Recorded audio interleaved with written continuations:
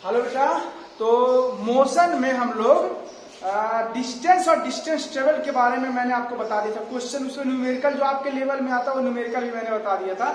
अब डिस्टेंस और डिस्प्लेसमेंट से रिलेटेड कुछ इंपॉर्टेंट बातें हैं जो अक्सर आपसे लॉजिकली पूछे जाते हैं कि आपका कॉन्सेप्ट वास्तव में क्लियर है कि नहीं क्लियर है, ठीक है ना, उसको जानने के लिए। तो आइए हम लोग उसके बारे में देख रहे हैं वो दो इंपॉर्टेंट पॉइंट क्या है।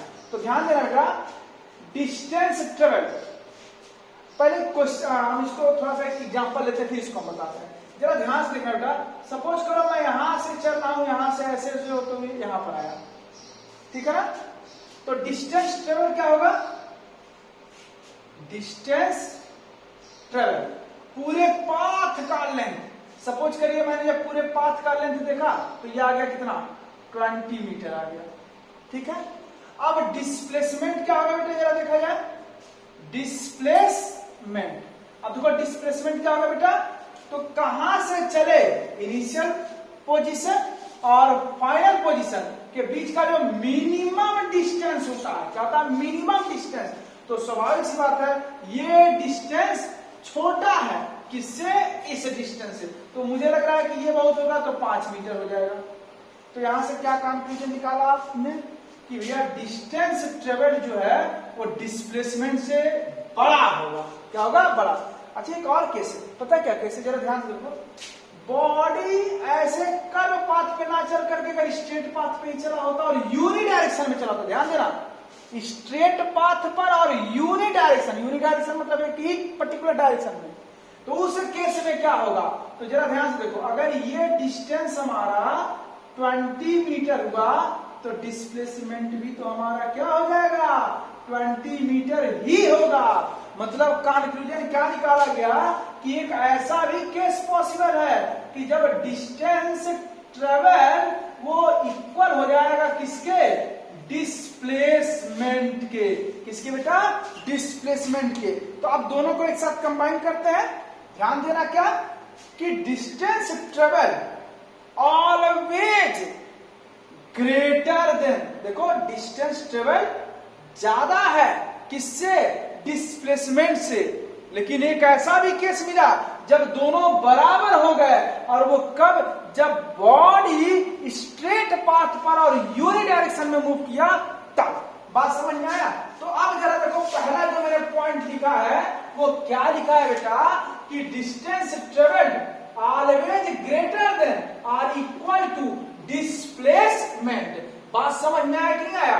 ये अक्सर पूछा जाता है कि इक्वालिटी कब पॉसिबल है? इक्वालिटी तब पॉसिबल है व्हेन बॉडी मूव्स इन ए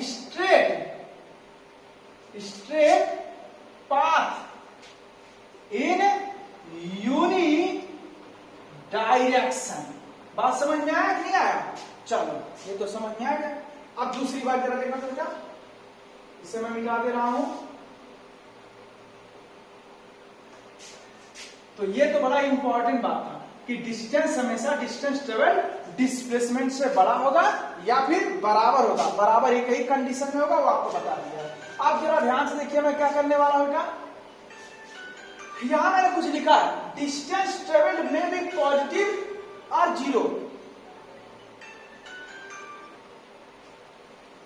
में भी पॉजिटिव, नेगेटिव और जीरो। ठीक है बेटा, एक बार फिर से देखो, मैंने क्या कहा? डिस्टेंस ट्रेवल में भी पॉजिटिव और जीरो, वाइल डिस्प्लेसमेंट में भी पॉजिटिव, नेगेटिव और जीरो।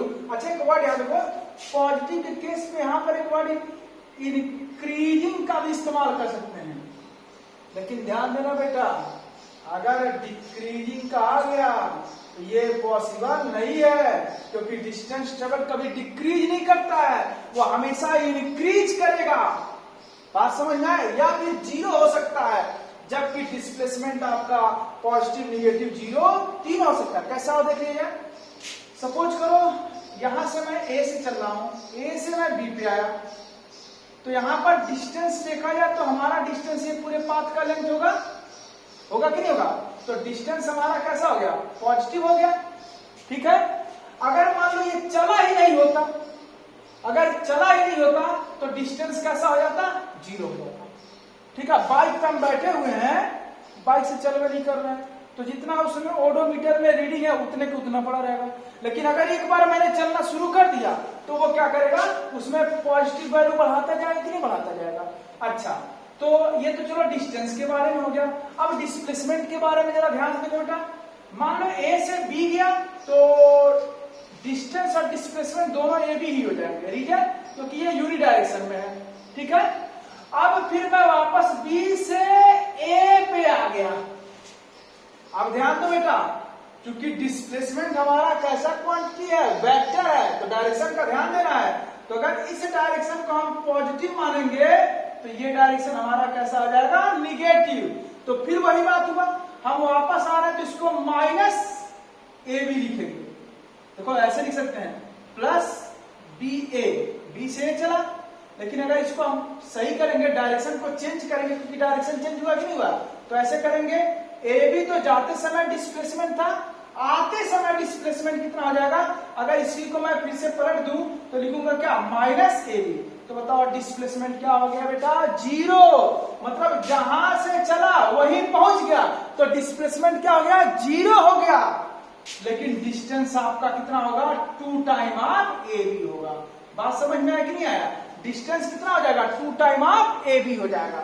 अच्छा, तो ये तो समझ में आ गया कि यार डिस्प्लेसमेंट हमारा पॉजिटिव हो सकता है अगर केवल इधर चला होता, जीरो हो सकता है अगर वो वापस अपने इनिशियल पॉइंट पे आ गए तो जीरो हो जाएगा।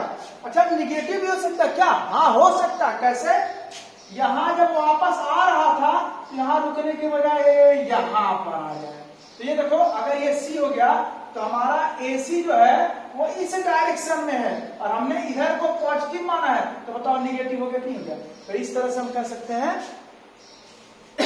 डिस्प्लेसमेंट हमारा निगेटिव भी हो सकता है, जीरो भी हो सकता है, पॉजिटिव भी हो सकता है। व्हाइल डिस्टेंस ट्रेवल्ड वो हमेशा पॉजिटिव होगा, वो इंक्रीजिंग होगा, या बहुत हो सकता है तो वो क्या होगा, जीरो होगा। बात समझ में आया कि नहीं आया। तो अभी मैं कुछ क्वेश्चन यहाँ कुछ क्वेश्चन लिख रहा हूं और उस क्वेश्चन को एक बार एक्सप्लेन करते हैं। अगर ये दोनों कॉन्सेप्ट आपको अच्छे से समझ में आ गया, ठीक है ना, तो मैं क्वेश्चन लिख रहा हूं। हाँ बेटा, तो कोई क्वेश्चन है कुछ, ठीक है ना, आइए। वैसे ये क्वेश्चन आप लोगों को जवाब देना चाहिए। फिलहाल चलो मैं बता दे रहा हूं, under what condition can a body travel a certain distance and yet its resultant displacement is zero। वो कौन सा कंडीशन है कि जब बॉडी डिस्टेंस ट्रेवल करे लेकिन डिस्प्लेसमेंट जीरो। तो फिर वही बात आप लोग तो समझ ही गए होंगे कि डिस्टेंस कवर्ड हो बट डिस्प्लेसमेंट जीरो हो। ये तभी पॉसिबल है जब बॉडी अपने इनिशियल पोजीशन पर वापस आ जाए, जहां से चले वही वापस आ जाए। तो डिस्टेंस तो आपका होगा लेकिन डिस्प्लेसमेंट क्या होगा, जीरो होगा। या हम ऐसे भी कह सकते हैं, अगर कोई बॉडी सर्कुलर मोशन कर रहा है और तो जहां से वो चला अगर वही वापस आ जाता है तो डिस्टेंस तो 2πr के बराबर होगा, लेकिन डिस्प्लेसमेंट कितना हो जाएगा, जीरो के बराबर हो जाएगा। तो ये वाला समझ में आ गया ना। दूसरा देखो बेटा, can magnitude of displacement be more than distance. क्या कभी ऐसा हो सकता है कि डिस्प्लेसमेंट का जो मैग्नीट्यूड है वो डिस्टेंस से ज्यादा हो जाए? तो ऐसा कभी पॉसिबल ही नहीं है, क्योंकि डिस्टेंस ट्रेवल्ड ही हमेशा ज्यादा होगा किससे, डिस्प्लेसमेंट से।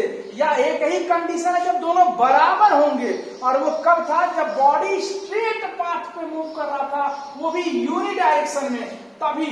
क्योंकि ध्यान दो बेटा, यहां पर भी तो बॉडी स्ट्रेट पाथ पे ही चल रहा है, लेकिन जब यहां से यहां आया तो पॉजिटिव, लेकिन जब वापस आया तब भी तो स्ट्रेट पाथ पे है, लेकिन डिस्प्लेसमेंट क्या हो गया, जीरो। इसीलिए मैं कह रहा हूं कि स्ट्रेट पाथ पे तो चले लेकिन यूनि डायरेक्शन में चलना चाहिए, तभी डिस्प्लेसमेंट हमारा डिस्टेंस के बराबर होगा। तो ये वाला ऐसा पॉसिबल नहीं है कि डिस्प्लेसमेंट का मैग्नीट्यूड ज्यादा हो जाए, इतना कहता कि बराबर हो सकता है, तब हम कह सकते थे कि हाँ ऐसा पॉसिबल है, एक कंडीशन में क्यों हो सकता है। लेकिन मैग्नीट्यूड डिस्प्लेसमेंट का ज्यादा हो जाए, पॉसिबल ही नहीं है। कैन मैग्नीट्यूड ऑफ डिस्प्लेसमेंट भी इक्वल टू डिस्टेंस ट्रेवल? बिल्कुल हो सकता है। तो इसका जवाब क्या देंगे, इसका जवाब देंगे कि body move in a straight path in a uni direction. बात समझ में आया? दो क्वेश्चन और मैं आप लोगों को देता हूं। हाँ बेटा, तो देखो दो क्वेश्चन और मैं आप लोगों को दे रहा हूं, ये भी लॉजिकल क्वेश्चन है, ध्यान देना। क्या है, कहा जा रहा है डिस्टेंस ट्रेवल्ड ऑलवेज इंक्रीज। ये स्टेटमेंट ट्रू है या फॉल्स है? क्या कहा, डिस्टेंस ट्रेवल्ड ऑलवेज इंक्रीज। तो हमको लगता है ज्यादातर तो लोग जवाब देंगे कि अभी तो सर ने कहा इंक्रीज होगा, तो मतलब ये क्या होगा, ट्रू होगा, लेकिन ये फॉल्स है। कैसे, जरा ध्यान से देखो बेटा। सपोज करो मैं यहां से चला, यहां से यहां तक आया, तो डिस्टेंस इंक्रीज किया, इसमें कोई दो रहा है, एकदम ठीक है, इंक्रीज कर रहा है, ठीक है। लेकिन यहां आके मैं रुक जाऊं, अगर मैं यहां पर स्टॉप हो जाऊं तो क्या होगा, डिस्टेंस अगर मान लो ये आपका 1 किलोमीटर है, तो अगर यहां से यहां तक आया और यहां 10 o'clock हो रहा था, कितना डिस्टेंस कवर किया, 1 किलोमीटर। इंक्रीज किया, इसमें कोई डाउट नहीं, क्योंकि पहले 0 था, अब 1 किलोमीटर हो गया। लेकिन 10 पे देखा तब भी 1 किलोमीटर, 10-20 पे देखा तब भी 1 किलोमीटर, 10-30 पे देखा तब भी 1 किलोमीटर, 10-40 पे देखा तब भी 1 ही किलोमीटर। मतलब डिस्टेंस इंक्रीज हो सकता है या फिर वो कांस्टेंट हो सकता है। क्या हो सकता है, कांस्टेंट। अगर यही वर्ड ये ना लगाए होते तो हम इसको ट्रू कर सकते थे, क्योंकि ऑलवेज कह दिया, ऑलवेज में ये वाला सिचुएशन तो नहीं आएगा ना, क्योंकि इस सिचुएशन में डिस्टेंस इंक्रीज तो किया है बट कांस्टेंट हो गया है, और इन्होंने कहा कि डिस्टेंस ऑलवेज इंक्रीज, ये तो पॉसिबल ही नहीं है, ठीक है ना। तो ये क्यों फॉल्स हुआ, बात समझ में आया कि नहीं आया, कि मतलब डिस्टेंस ट्रेवल्ड इंक्रीज कर सकता है, एज वेल एज कांस्टेंट भी हो सकता है, क्योंकि बॉडी चलते चलते रुक जाए, तो ऑलवेज ना लिखे होते तो सही होता। ये वाला क्वेश्चन देखो, if a particle is travelling on a straight line, body कैसे ट्रेवल कर रहा है, straight line, then distance travelled is equal to magnitude of displacement. हाँ बिल्कुल सही है ना, क्योंकि अभी मैंने बताया कि बॉडी स्ट्रेट पाथ पे चल रहा हो तो उस सिचुएशन में जो डिस्टेंस ट्रेवल होगा वो डिस्प्लेसमेंट के मैग्नीट्यूड के बराबर होगा। बात समझ में आया कि नहीं आया? तो आप क्या लिखोगे, सर ट्रू होगा क्योंकि आपने ऐसा कहा है, लेकिन फिर गलत हो जाएगा। क्यों गलत हो जाएगा? क्योंकि स्ट्रेट लाइन कहा है बट यूनिडायरेक्शन क्या कहा है। मैंने क्या कहा था, अगर मैं यहां से यहां चलूं तो डिस्टेंस डिस्प्लेसमेंट का मैग्नीट्यूड दोनों बराबर है, लेकिन फिर मैं वापस आ जाऊं यहीं पर तो डिस्टेंस तो 2 टाइम हो जाएगा, लेकिन डिस्प्लेसमेंट क्या हो गया, 0 हो गया। तो क्या डिस्टेंस ट्रेवल्ड और डिस्प्लेसमेंट का मैग्नीट्यूड बराबर हुआ? नहीं हुआ। अगर यहाँ स्ट्रेट इन्हें यूनिडायरेक्शन कहे होते तो ये स्टेटमेंट सही था। बात समझ में आ गया कि नहीं आ गया? हाँ बेटा, जब इतना सारा कुछ पढ़ लिया गया तो अब मोशन को मैं डिफाइन कर दे रहा हूं। कैसे, जरा देखिएगा। मोशन के लिए मैंने शुरू में बताया था आपको कि अगर कोई भी बॉडी अपने सराउंडिंग के रिस्पेक्ट में या अपने फ्रेम ऑफ रेफरेंस के रिस्पेक्ट में अगर बॉडी का पोजीशन टाइम के साथ चेंज कर रहा है तो हम कह देंगे बॉडी किस में है, मोशन में है। तो मोशन 2 तरह का होगा। कैसा होगा? 2 तरह का होगा। एक यूनिफॉर्म मोशन कहा जाएगा और एक नॉन यूनिफॉर्म मोशन कहा जाएगा। अब दोनों में क्या अंतर है, जरा ध्यान से देखना। अगर मान लो मुझे यहां से यहां तक आना है तो 1 मिनट में, थोड़ा छोटा हो रहा है लेकिन बोल रहा हूं सुनिएगा, 1 मिनट में सपोज करो मैंने 10 मीटर कवर किया डिस्टेंस, अगले भी 1 मिनट में मैंने डिस्टेंस 10 मीटर ही कवर किया, फिर अगले 1 मिनट में फिर से मैंने डिस्टेंस 10 मीटर ही कवर किया, फिर अगले 1 मिनट में मैंने 10 ही मीटर कवर किया। तो ऐसे कंडीशन में ये मोशन क्या कहलाएगा? Uniform motion. तो क्या कहोगे बेटा? कहोगे अगर कोई body equal interval of time में, किसमें? इक्वल इंटरवल ऑफ टाइम में इक्वल डिस्टेंस कवर करता है तो ऐसे सिचुएशन में बॉडी का मोशन जो होगा वो यूनिफॉर्म मोशन कहलाएगा। जैसे motion of hand, watch hand, घड़ी का अगर सुई है तो आवर वाले का मोशन यूनिफॉर्म है, मिनट वाले एंड का भी मोशन यूनिफॉर्म है। ऐसे ही motion of planets around the sun, planets का भी मोशन यूनिफॉर्म है क्योंकि वो इक्वल टाइम में इक्वल डिस्टेंस ही कवर करता है। अब नॉन यूनिफॉर्म में क्या होगा बेटा, उल्टा उल्टा, ध्यान देना। इक्वल टाइम ऑफ इंटरवल में क्या मैंने कहा, इक्वल टाइम ऑफ इंटरवल में अगर इक्वल डिस्टेंस तो आप क्या कहोगे, यूनिफॉर्म। लेकिन अगर ऐसा हो जाए कि पहले मिनट में 10 मीटर, अगले मिनट में 2 मीटर, अगले मिनट में 50 मीटर, अगले मिनट में 50 मीटर, 15 मीटर, तो खुद ही देख लो भैया, क्या देख रहे हो, इक्वल टाइम ऑफ इंटरवल में अनइक्वल अमाउंट में अगर डिस्टेंस कवर किया तो ऐसे मोशन को हम लोग क्या कहेंगे, नॉन यूनिफॉर्म मोशन। बात समझ में आया कि नहीं आया? जैसे अभी आप जिस एज में हो उस एज में आपको R15 मिल जाए और सड़क खाली हो, तो उस सिचुएशन में जो आपका मोशन होगा, मुझे 100% विश्वास है कि वो नॉन यूनिफॉर्म मोशन होगा। बात समझ में आया? क्योंकि आप इक्वल टाइम में अनइक्वल डिस्टेंस कवर कर रहे होंगे। क्लियर है बेटा? कहीं कोई डाउट? या हम कैसे भी कह सकते हैं, ऐसे भी कह सकते हैं कि motion of A car in A crowded area. अगर कोई क्राउडेड एरिया है और आप कार चला रहे हो तो श्योर है आपका मोशन क्या हो जाएगा, नॉन यूनिफॉर्म हो जाएगा। तो ये बात समझ में आ गया बेटा? अब हम लोग एक नया टॉपिक पढ़ने जा रहे हैं, स्पीड एंड वेलोसिटी। हाँ बेटा देखो, एक नया टॉपिक हम लोग पढ़ने जा रहे हैं, किसके बारे में, स्पीड के बारे में। और एक बात ध्यान देना, अगर स्पीड आप जान लेते हो तो वेलोसिटी भी जान लोगे, ठीक है ना, बस थोड़े से चेंजेज होंगे।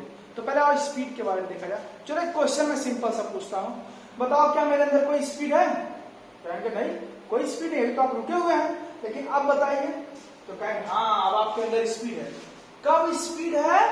तब जब मैंने डिस्टेंस कवर किया। क्या कवर किया? डिस्टेंस। किसके रिस्पेक्ट में? टाइम के रिस्पेक्ट में। बात समझ में आया कि नहीं आया? क्लियर है? तो देखो क्या कहा गया है, कहा गया distance travelled per unit time by a moving object known as speed of that object. तो स्पीड क्या कहा गया कि कोई भी बॉडी पर सेकेंड या पर यूनिट टाइम में जितना डिस्टेंस कवर करेगा वही उसका क्या कहा जाएगा, स्पीड कहा जाएगा। स्पीड एक स्केलर क्वांटिटी है। कैसी क्वांटिटी है? Scalar quantity. और इसको हम लोग यस से रिप्रेजेंट करेंगे। किससे रिप्रेजेंट करेंगे? स्मॉल यस से। तो देखो स्पीड इक्वल टू क्या आ जाएगा बेटा, डिस्टेंस ट्रेवल्ड पर, मतलब होता है जो पर वर्ड इस्तेमाल करते हैं ना, उसका मतलब अपान होता है, डिवीजन होता है, टाइम, यूनिट टाइम। तो यहाँ पर टाइम लिख दिया, ठीक है ना। तो क्या डिस्टेंस, स्पीड को हम लोग बी से, तो उसको हम यस नहीं बी से लिखते हैं, थोड़ा सा मिस्टेक हो गया, ठीक है ना।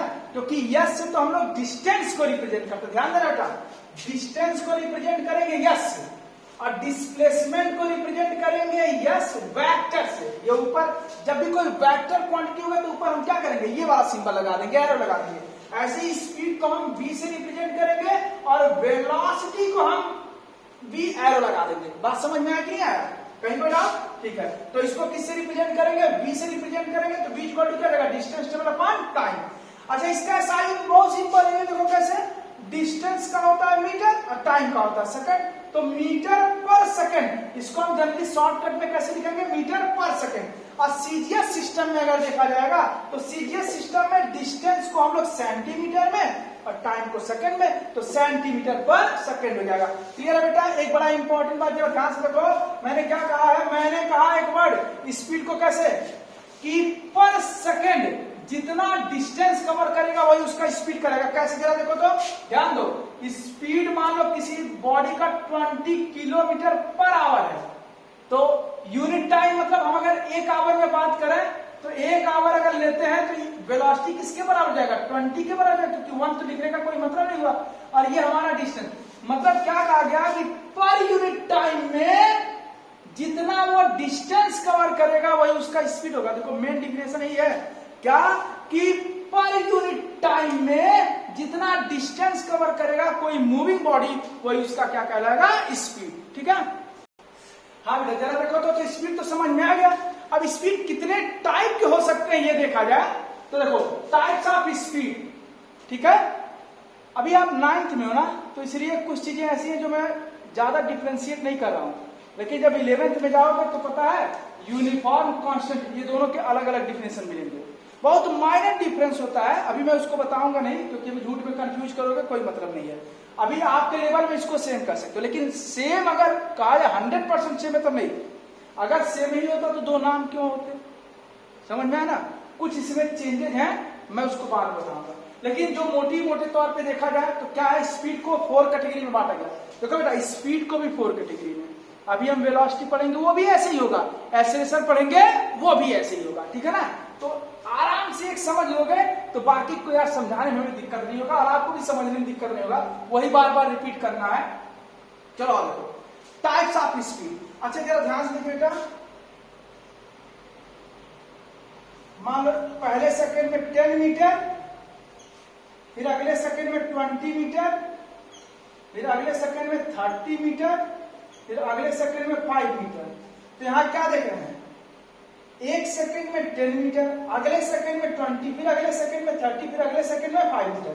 मतलब हम देख रहे हैं कि distance upon time, distance upon time, distance upon time, distance upon time, ये सब के सब स्पीड है कि नहीं स्पीड है। लेकिन स्पीड देखो सब अलग अलग आ रहा है। 10 को 1 से डिवाइड करेंगे तो 10 आएगा, 10 को 1 से 20 को 1 से डिवाइड करेंगे 20 आएगा, 30 को 1 से डिवाइड करेंगे 30 आएगा, 5 को 1 से डिवाइड करेंगे तो 5 आएगा।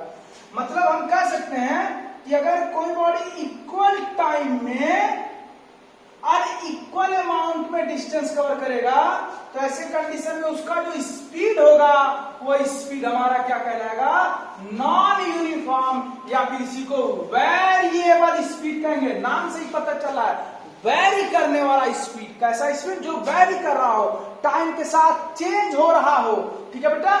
लेकिन अगर ऐसा पहले सेकंड में 10 मीटर, अगले सेकंड में 10 मीटर, अगले सेकंड में 10 मीटर, पूरे मोशन के दौरान ही पर सेकंड में 10 मीटर, तो देखो 10/1 10 मीटर, इस इंटरवल में, इस इंटरवल में भी स्पीड 10, इस इंटरवल में भी स्पीड 10, इस इंटरवल में भी स्पीड 10।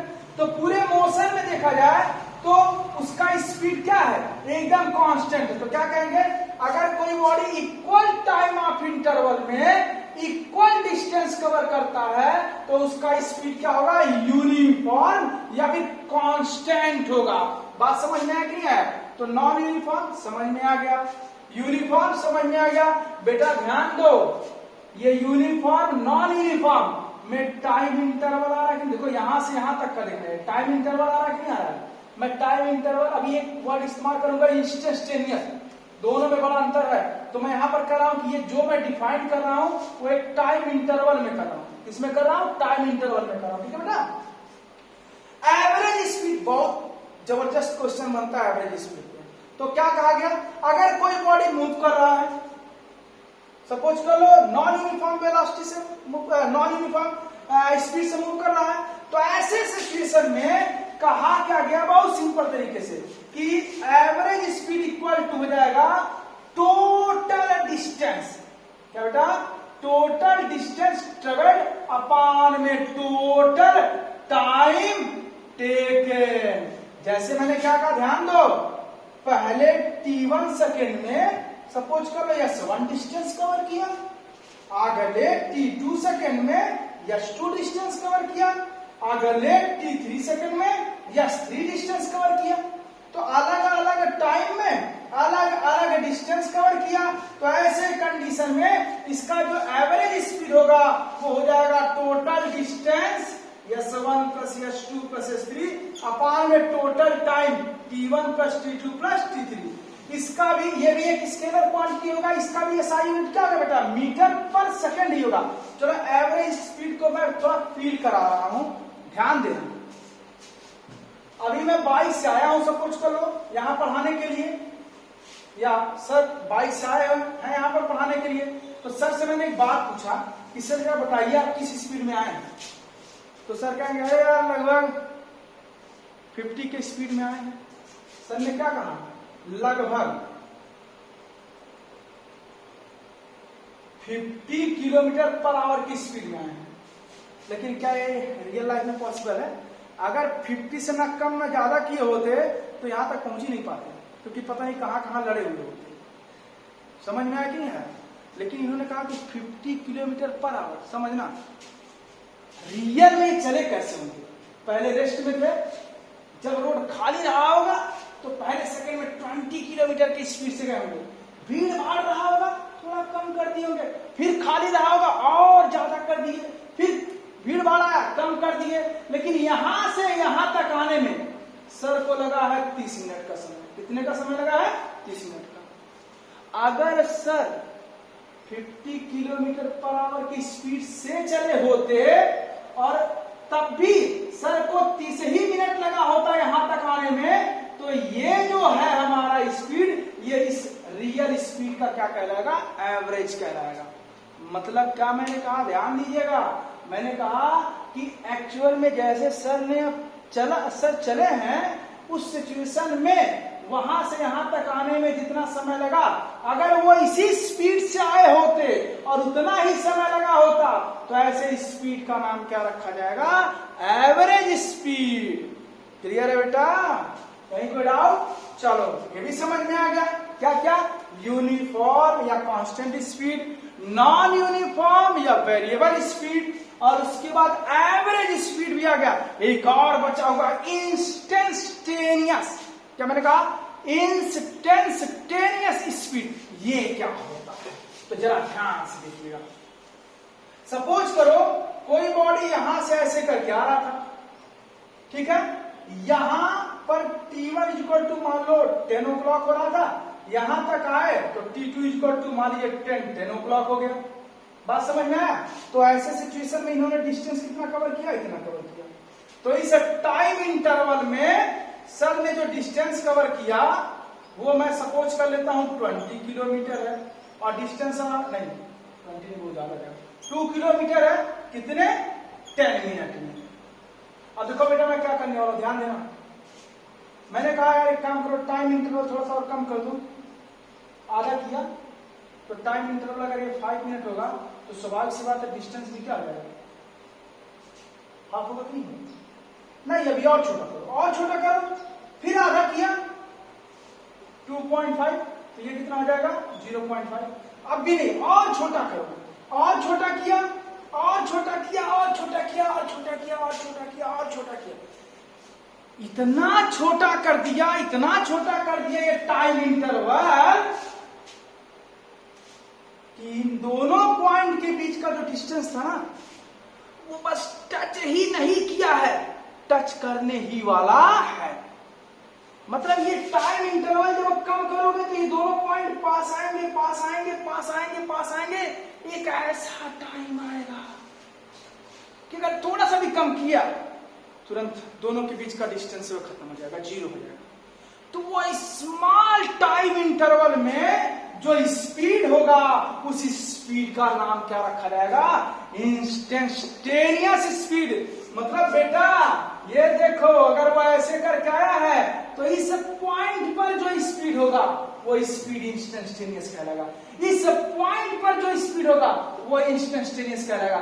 इस पॉइंट पर जो स्पीड होगा वो कौन सा स्पीड कहलाएगा? इंस्टेंटेनियस। मतलब किसी पॉइंट पर जो स्पीड होगा किसी भी ऑब्जेक्ट का वो स्पीड हमारा क्या कहलाएगा? इंस्टेंटेनियस।